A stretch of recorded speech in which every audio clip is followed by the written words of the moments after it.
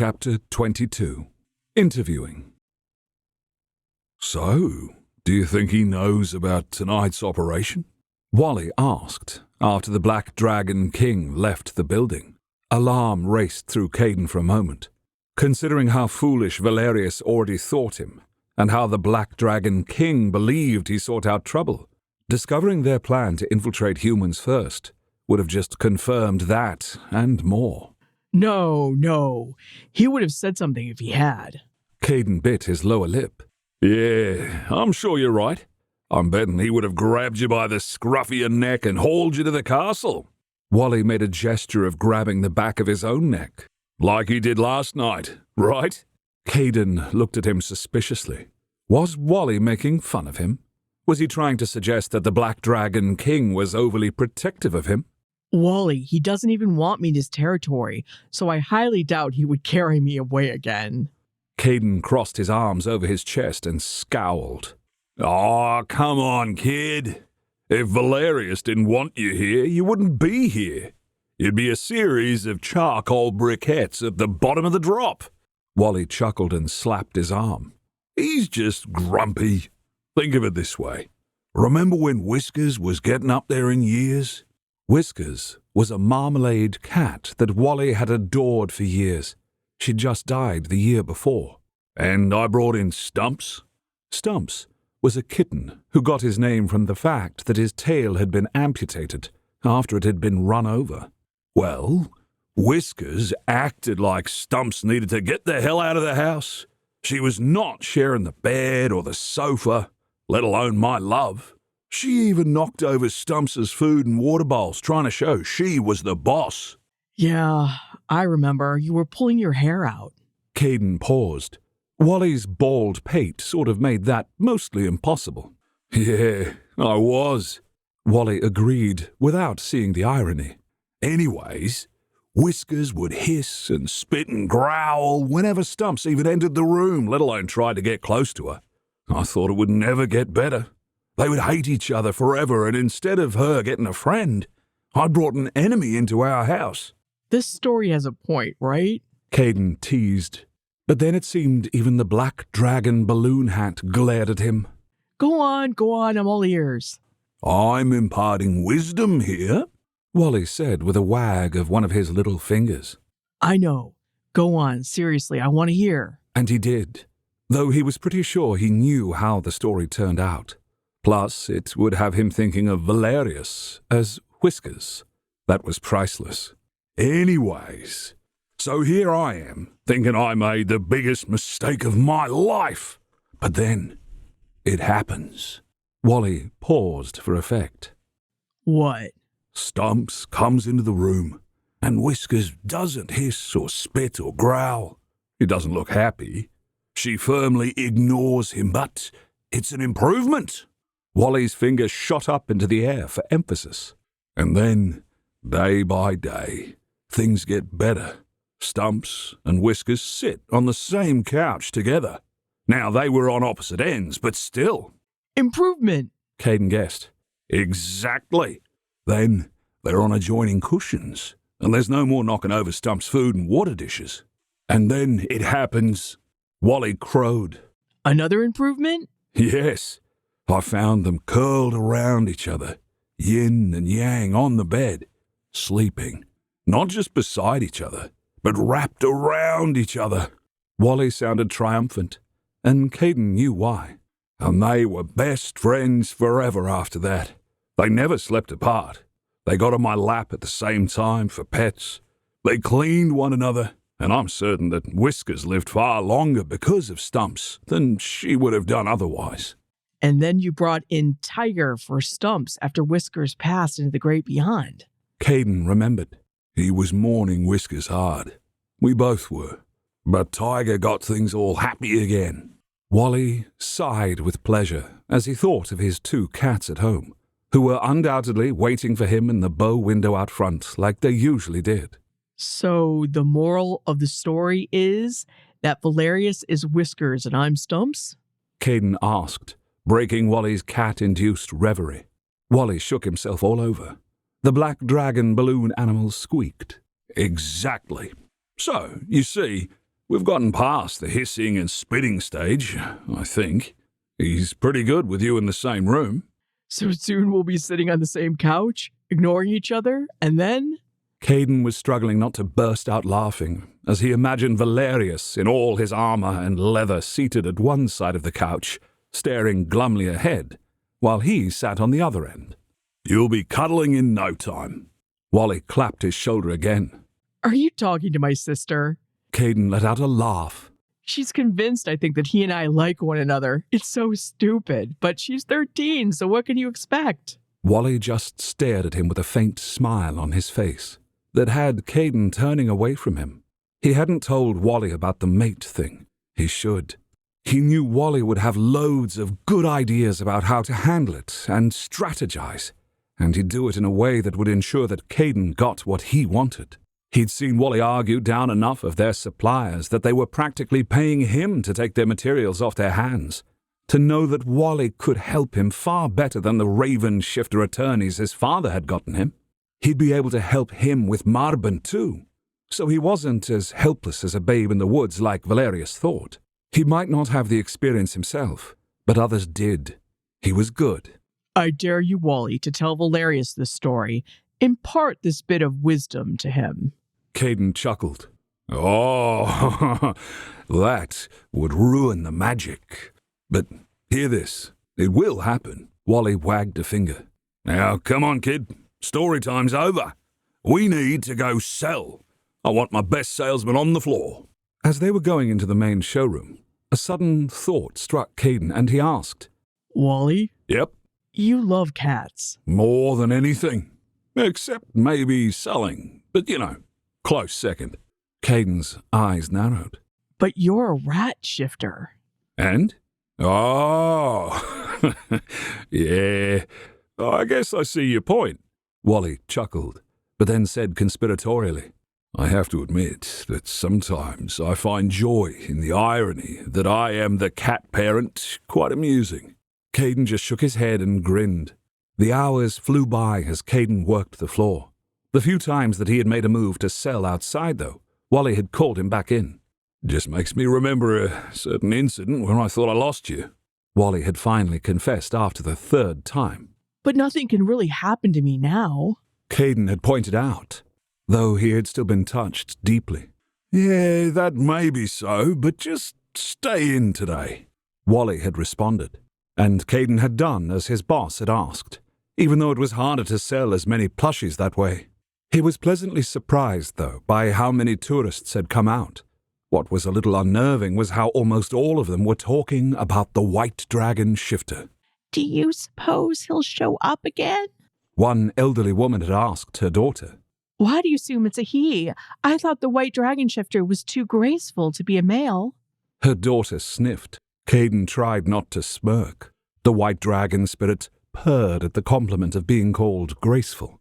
As far as he could tell, the spirit wasn't any gender. Mama, he was here. The big white one. Will he come again? A little girl asked, tugging on a rather haggard-looking woman's arm. She turned an exhausted face to him. Is there any news if the White Dragon Shifter is going to show up today and what time? I don't think the White Dragon Shifter is like a scheduled attraction or anything. Caden told her, even as the White Dragon spirit offered the image of them performing tricks in the air above amazed people in the square. Oh, that's unfortunate. The woman crumpled a little, and he could tell that she had been worn down by her daughter's desire to see the White Dragon. Mama. The girl's eyes went huge, filling with tears that threatened to spill. No white dragon? Caden felt strangled by guilt. The White Dragon spirit cooed softly. But then Landry saved the day as she thrust a black dragon plushie at the girl. Feel how soft and cuddly this one is. Landry put a lot more enthusiasm into her voice than she usually did. The save was short-lived. The little cherub suddenly turned into a little monster and threw the plushie at Landry's head, nearly beaning her as she shrieked.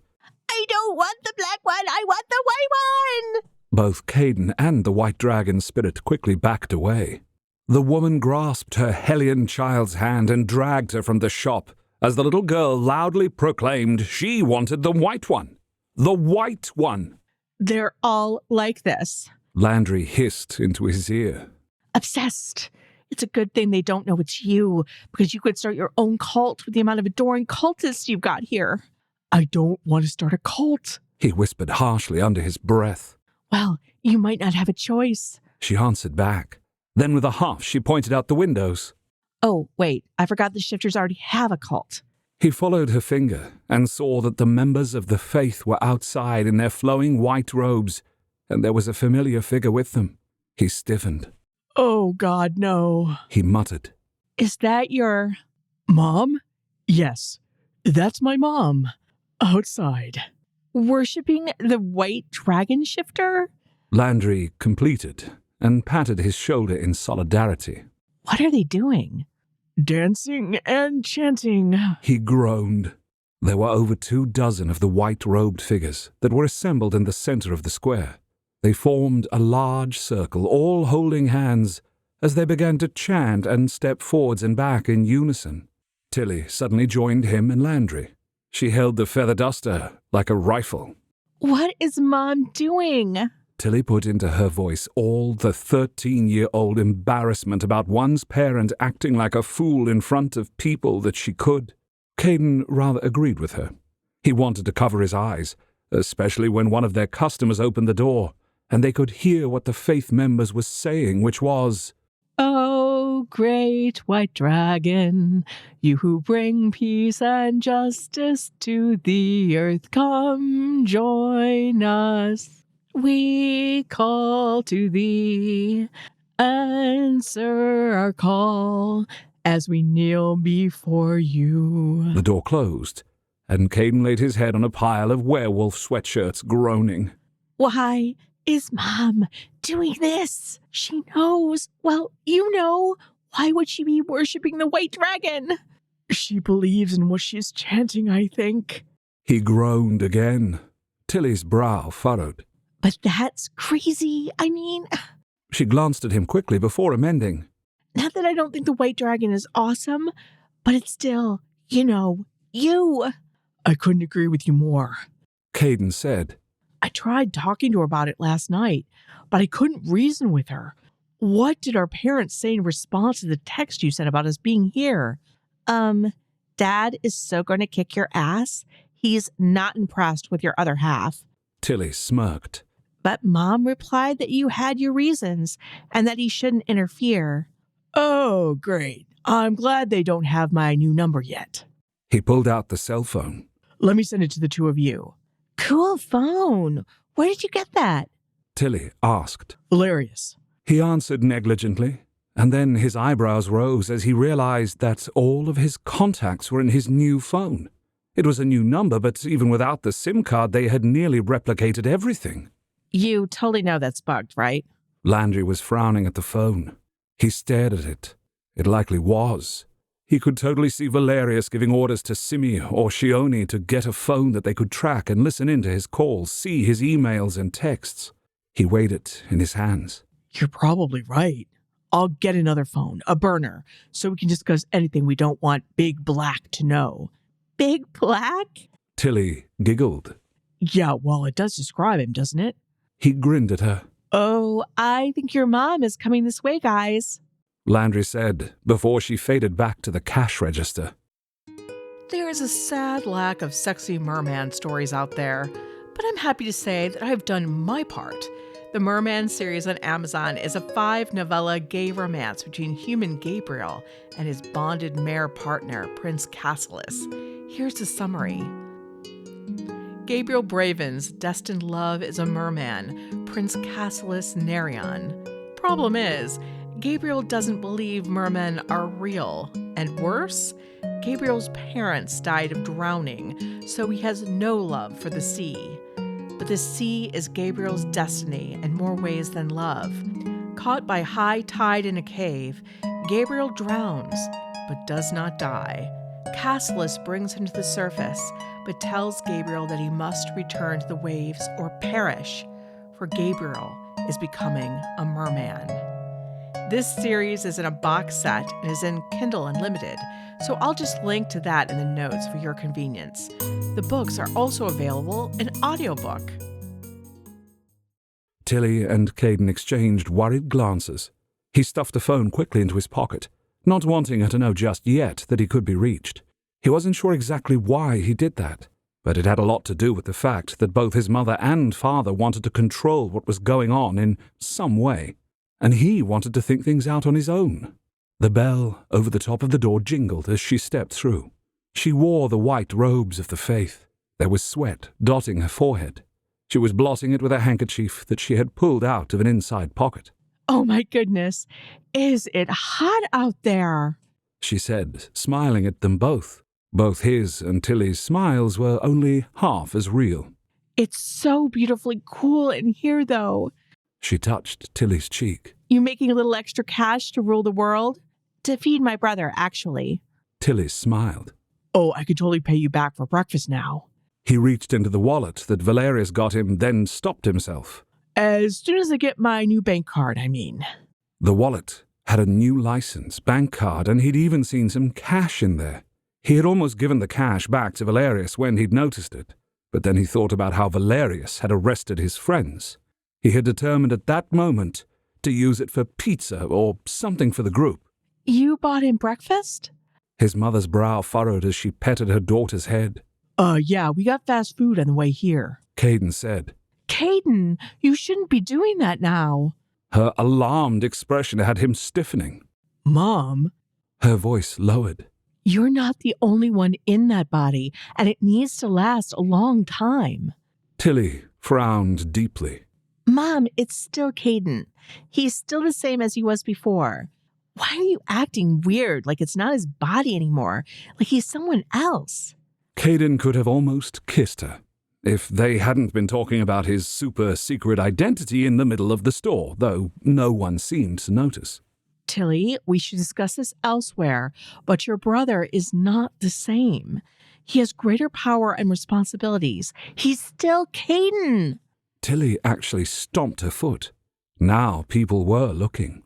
His sister was glaring at their mother. Their mother had her tested patience face on. That was like a red flag to a bull to his sister. Caden had to shut down his sister's awesome yet teenaged defense of him. It's okay, Till. I think some figurines need dusting over there. He pointed to the opposite side of the store. The feather duster quivered in his sister's hand, rather like the tail of some wild animal. Then, with a flounce, she said, Fine. And stormed off. He and their mother watched her disappear between two racks of hoodies before turning back to one another. She reached out and tentatively put her hands on his shoulders, smoothing them down his arms. How are you doing? She asked, tilting her head to the side as she studied his face. I'm fine. Good, actually. It's all good. He lied. Really?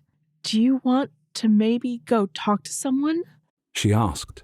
He frowned. Like who? Well... She turned to look outside at the leader of her congregation of the faith. Sister Sarah has a lot of wisdom. No. He cut her off. But... I really have wise people to talk to already. Like Wally. Like Shioni. Like Valerius. He said quietly. Please tell me that you haven't told Sister Sarah or whatever her name is who I am. Have you? His mother took a half step back, shocked at his vehemence. No, I just thought... Good. We need to keep it that way. No one in the faith is going to know anything about me. He told her, the anger flaring bright and hot. Over her shoulder, he saw Rose making her way through the crowd of white-robed figures. She was in her bee outfit. It was like a defiant statement in yellow and black stripes of who and what she was.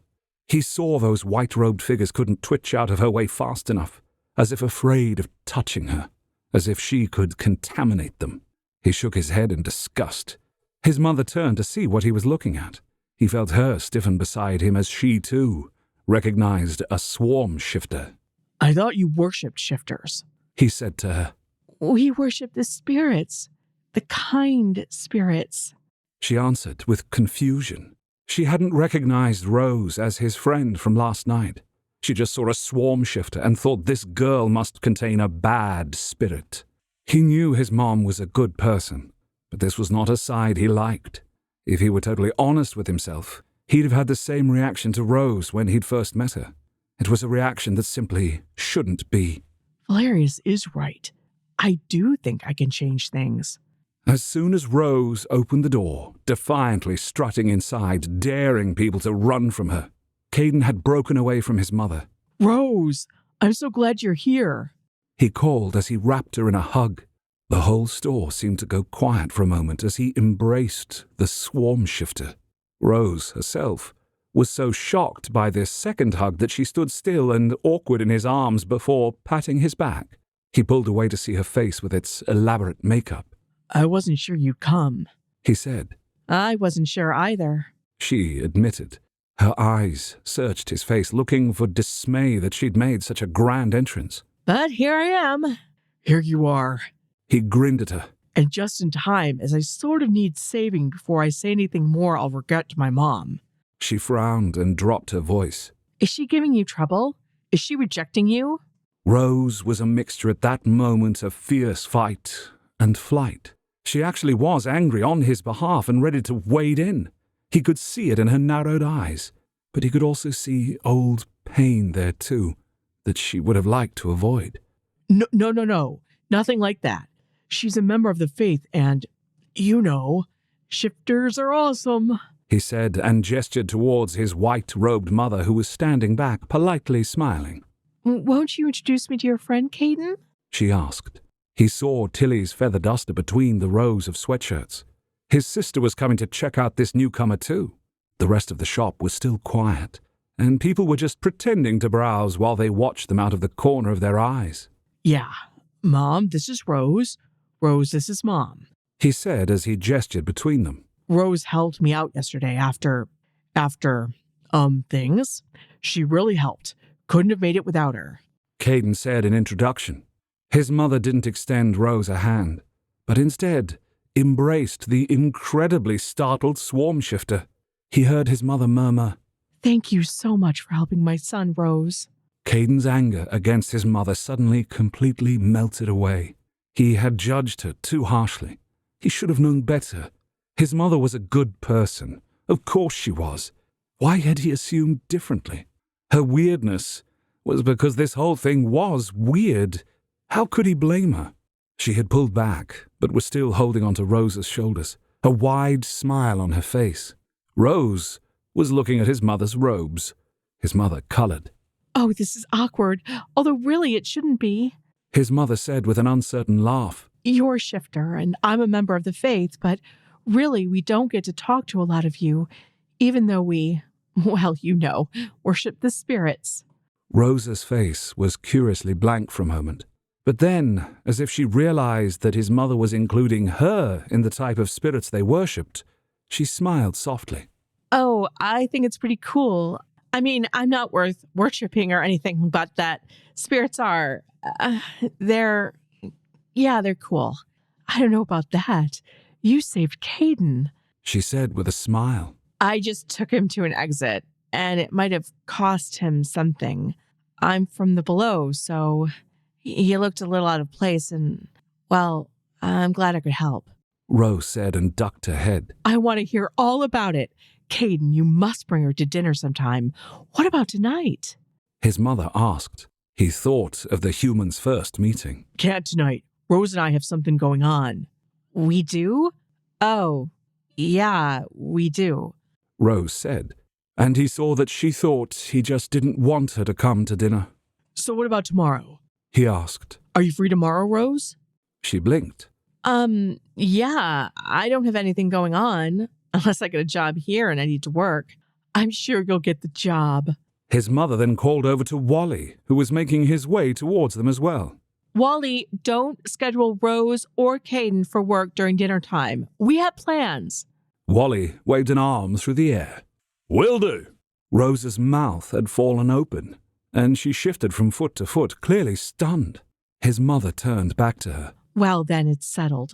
Tomorrow, 6 p.m., Caden will give you the address. Now, I better get out there. Looks like the second dance of the White Dragon is starting. She touched Caden's cheek.